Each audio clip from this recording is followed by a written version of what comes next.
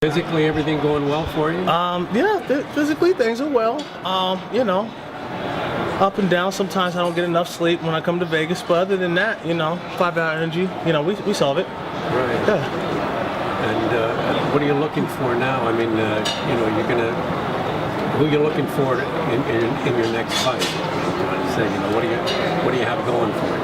You know, I don't really look for fights. Fights just find me. That's just the way I do things. That's just the way I run it. All right. So I'm just going to sit back and wait on my couch for something to happen, and I'll answer the phone and fly wherever I need to fly to. How did it feel during your last fight to take down somebody, or take out somebody rather, the head called you out? Well, I mean, that's what I do. That's what I do. He calls me out, you know, you want to fight? Cool, I'll fight you. It's not a problem. All you have to do is say, please, do you want to fight? You want to fight? I'll fight you. There was so much smack talk leading up to that one. After the fight, what was the case between you two? Was it resolved at all, or did you speak? It was cool. After the fight, it was cool. You know, he just came to the bat. We were chit-chatting in the locker rooms, and he was a gentleman. Vinny's a gentleman, so it was all good. What are your thoughts on Glover Teixeira tonight against James Sahuna? You need to be keeping your eye on that one? Yeah, might as well keep your eye on it. I don't have a fight book, so you know, might as well keep your eye on it, see what happens.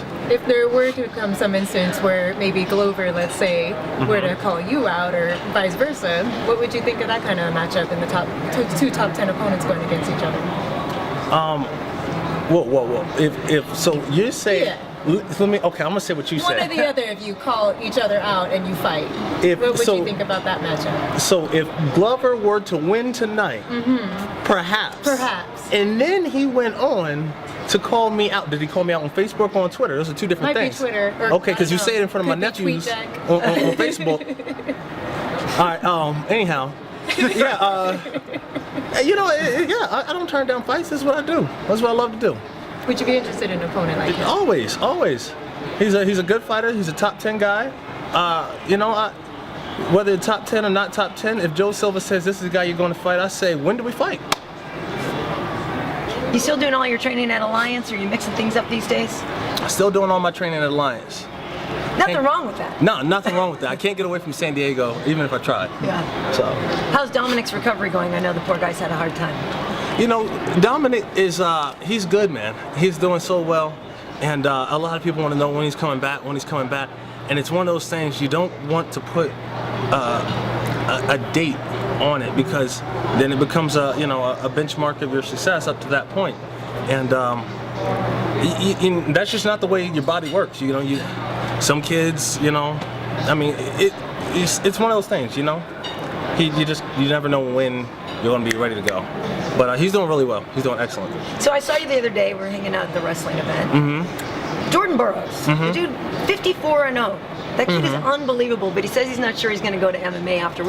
Any way you could convince him? I don't care if I have to apply actual force to Jordan Burroughs. He's going to be a fighter. Yeah. Simple as that. Simple as that. He's going to be a fighter. Yeah. Yeah. I don't know what I'm going to have to do. You know, threaten him or something. I don't know. Speaking of that, you and Uriah Faber have put together something for the expo in July, a kind of MMA draft, the first of its kind. The first of its kind. How did this come about? Uriah and I, we were speaking about some things, and he and I, we just decided to put it together.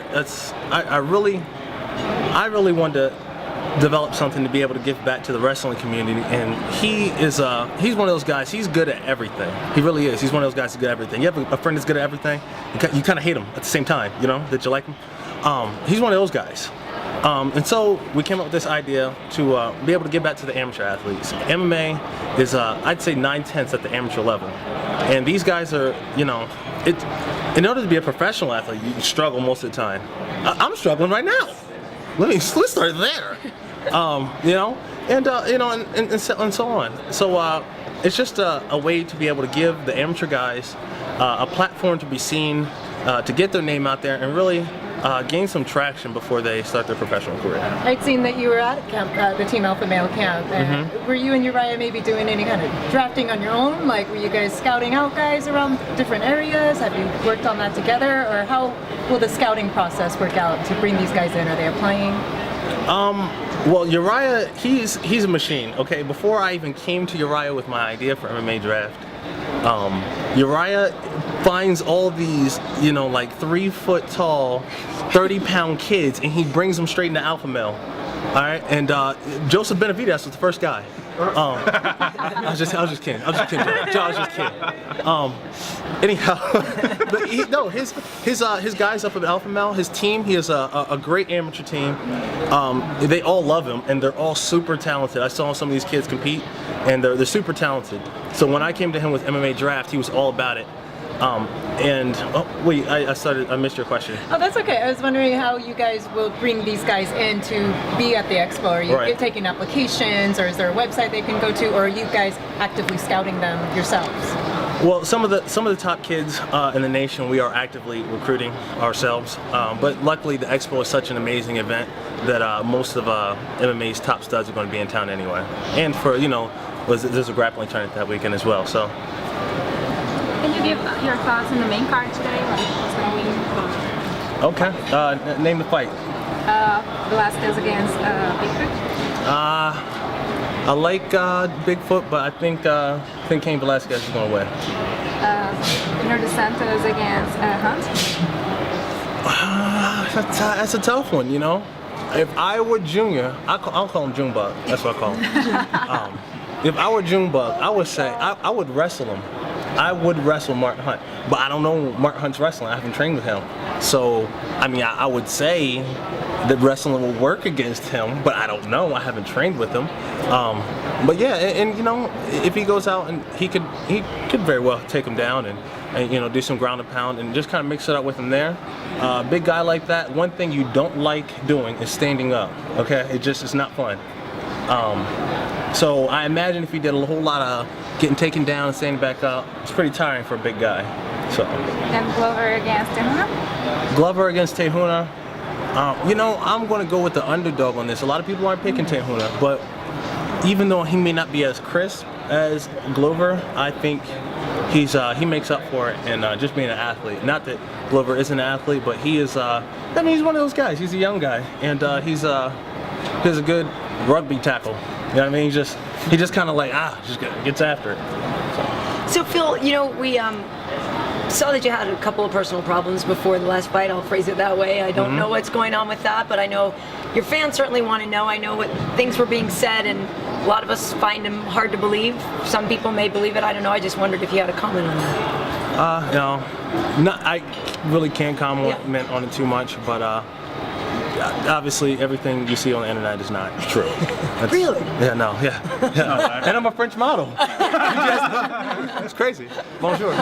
But that's getting worked out, and you feel good about how it's going to work out. It's been worked out. Yeah. It's been worked out. So can you please talk about, working through the distraction of that, the timing of it that week in Newark, that it came out publicly like that 3 days before the fight? How did you work through that to be ready for that fight? Distractions aren't necessarily something that's new to me.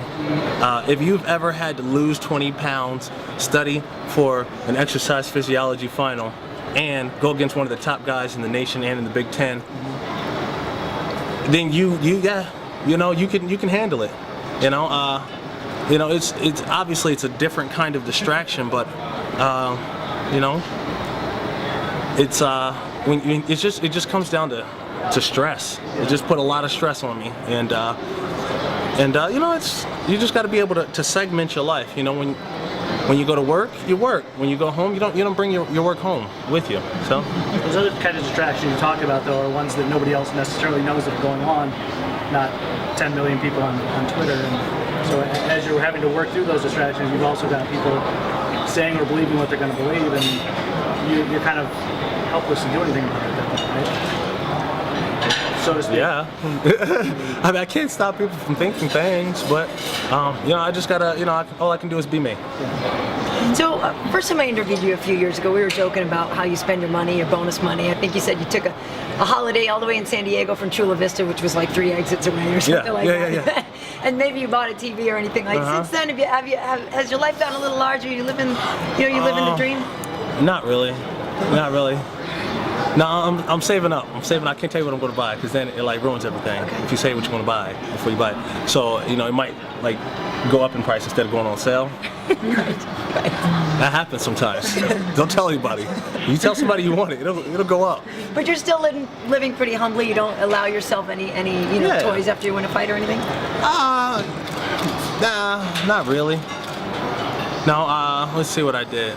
I had to renew my Xbox Live membership. Yeah. I'll tell you what I didn't do. Didn't fix the screen on my phone. No. Keeping it gangster. Everybody see that? Spiderweb app. Yeah, it's a spiderweb app. Shenanigans. Yeah. Shenanigans can happen in Vegas. So, Probably better that way. Yeah, exactly. Now it doesn't Yeah, get now it rebroke in doesn't- Vegas. right. Exactly. So, problem solved.